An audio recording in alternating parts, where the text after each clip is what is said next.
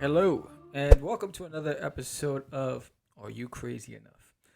So, this morning I posted on my Instagram account uh, something that I believe in 100%, and it's a lesson that I learned.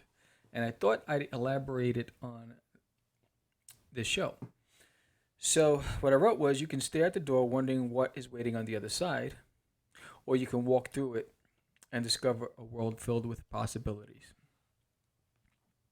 Now, why that, and what was the lesson? So, I can tell you that growing up, there was a lot of head junk. So, in the environment that I grew up in, we didn't have a lot of male role models, uh, no mentors. I relied on my mom to allow me to navigate in life and take her wisdom and her recommendations. Because my mom would always make recommendations. There were never really orders or do it because I said so. She would do it in a way that was never imposing, threatening, but but you understood that you didn't want to let her down. So I remember I'm going to give you two sides of the spectrum. I remember a time where I was presented with an opportunity to do some work, freelance work for a major corporation. And this is graphic design. And it would have been very lucrative for me. The excitement of the fact that, hey, they thought of me and they were interested in me quickly disappeared with the fear of, am I good enough? Why me? What's going on? Now, it's probably just they're doing somebody a favor because it was a recommend from somebody that I knew. So the head jump started going, and the closer I got to the date, the worse it became. I was trying to convince myself that I wasn't good enough, that they were just being nice or to be nice, or they were doing someone a favor, but they weren't. They really had somebody in mind already, or they already hired somebody, and they probably thought I would fail. Throw some crumbs my way. That was the junk. That was the nonsense that was running around in my headspace. So I walked away before even trying. I never turned the knob. I didn't even grab the knob to turn the handle to open up that door. And that went into my closet of what ifs. Because there's a lot of what ifs. But those what ifs were sabotaged by the voices in my head. So I vowed as life went on and I matured, gained some sort of wisdom here and there along the way. I vowed to take advantage of any opportunity, even if those voices told me I wasn't ready for it. I wasn't right for it. I didn't have the skill set. So I remember there was a time when I was being recruited and I was meeting with a lot of different companies. And this is now in the retail sector. And most of my career has been in four walls, whether it was in store operations, store merchandising, or store management, general manager. So I really didn't have the opportunity to go into the field. So I remember I was meeting with seven different companies simultaneously. And this one organization, during the interview process, handed me three job descriptions. One was for GM, one was for district, one was for region. Each level came with its own set of responsibilities and a level of authority. One was for a standalone four wall location. The other one was for about 15 stores within a district within New York, New Jersey, and the other one was regional, which was multiple states, about 98 stores. And I'm looking at this. I said, "This is a joke.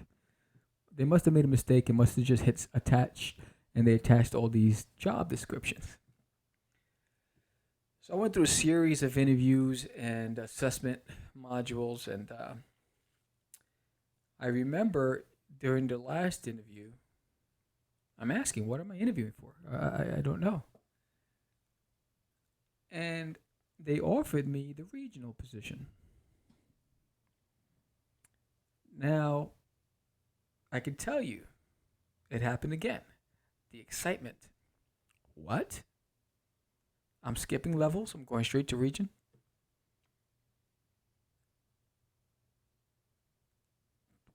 Imagine what this does for my resume, my portfolio, my experience, networking, reputation. Wow. Then the reality set in. Wait, I've never, I haven't done this. There was a specific expertise that I was being hired for that I haven't done in 10 years. That was number one. And when I did it, it was in four wall box scenario. And so that was one. Two, haven't done field. Three, let alone being responsible for about 98 stores from New York to Georgia. How crazy is that? But then I said to myself, figure it out along the way, take the job and run with it. Bank on your ability to connect with people.